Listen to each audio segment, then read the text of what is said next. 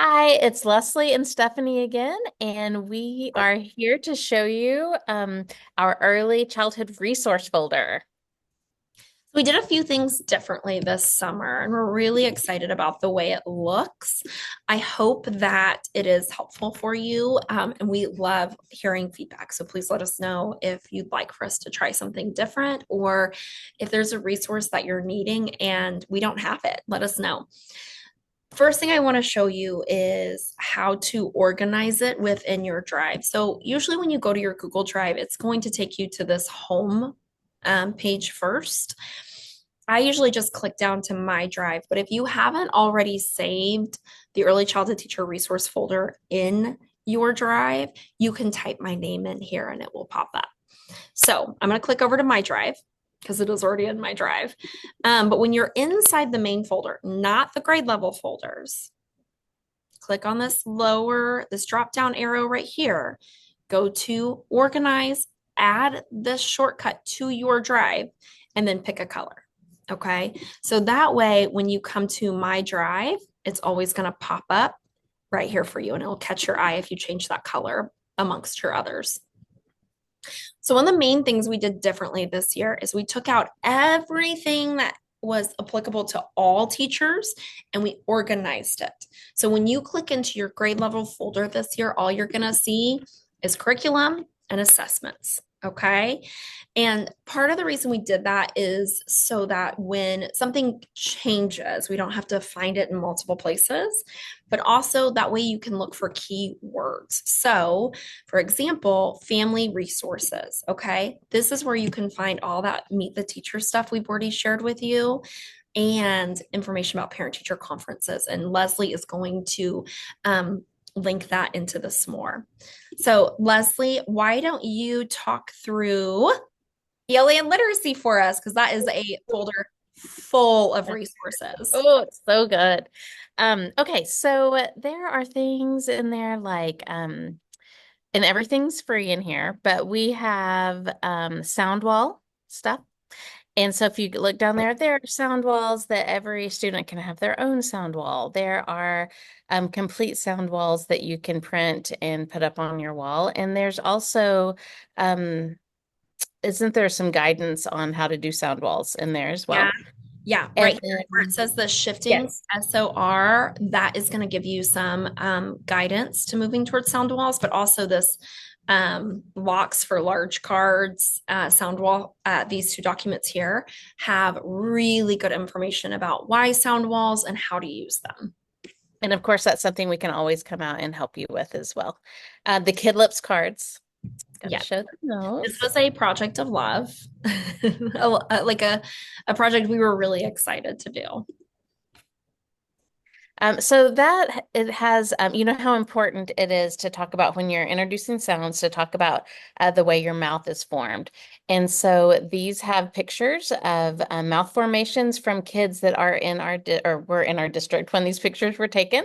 They might Um, still be in our district. They're yeah, just I'm sure not, they're still in our they're district. not, they're older now. They're older. They're older. And so then if you look over in the little apple, you can click on that to get the correct pronunciation of the letter of the sound.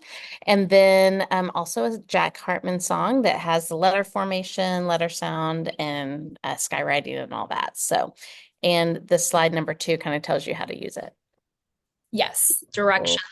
A lot of the resources you'll find is there usually is a page that has directions for you. Um, this just made me think of something. So I'm gonna jump back over here. But one of the things that we've gotten a lot of questions about is how do I make a copy of something or I need access to Ooh, edit? that's good. And we are not going to give you access to edit. I'm so, so sorry. It's not supposed to hurt your feelings. If we give you access to edit and you start editing it, everybody in the district now has your edited copy because Nice. what I just clicked on, everybody can see, right? So instead, what you need to do, and it's kind of confusing, but you need to go to File, make a copy, do entire presentation. And I would change this right here where it says copy of. I would change SH or whatever makes you feel better. I like doing SH because all of it, everything is put in one place. But you could even make a folder that's just 2024, 2025 stuff, right? However you want to do it. And then you're going to put it in the folder you want to put it in, right? So I'm going to go to all locations.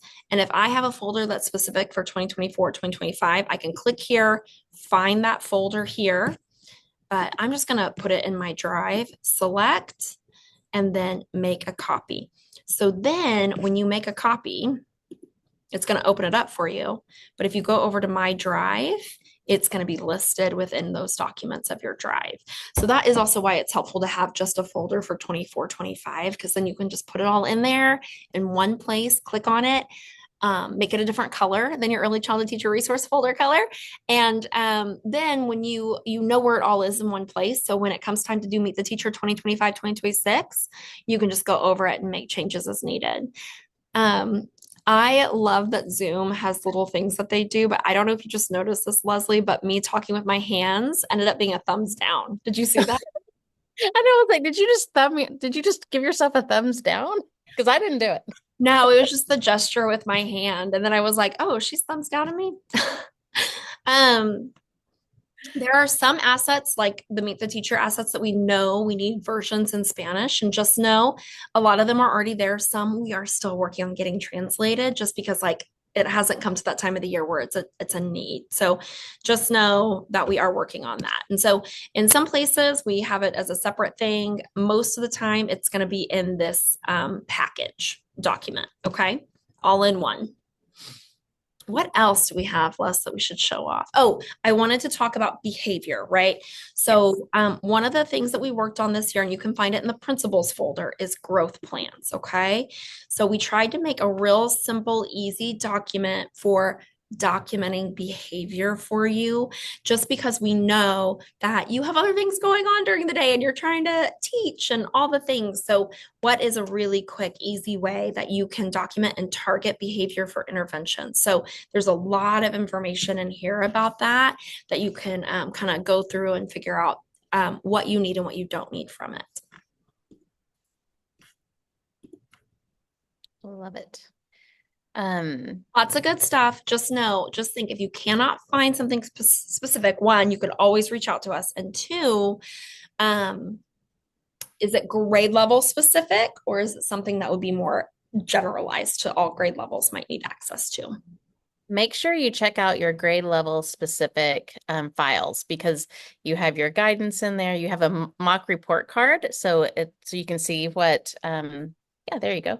So you can kind of see what it looks like, what standard. You have standards trackers, and our CFAs, and so it's a one-stop shop right there for Yeah, everything and you there need. are lots of resources for you to use, how you and your team um, Yes.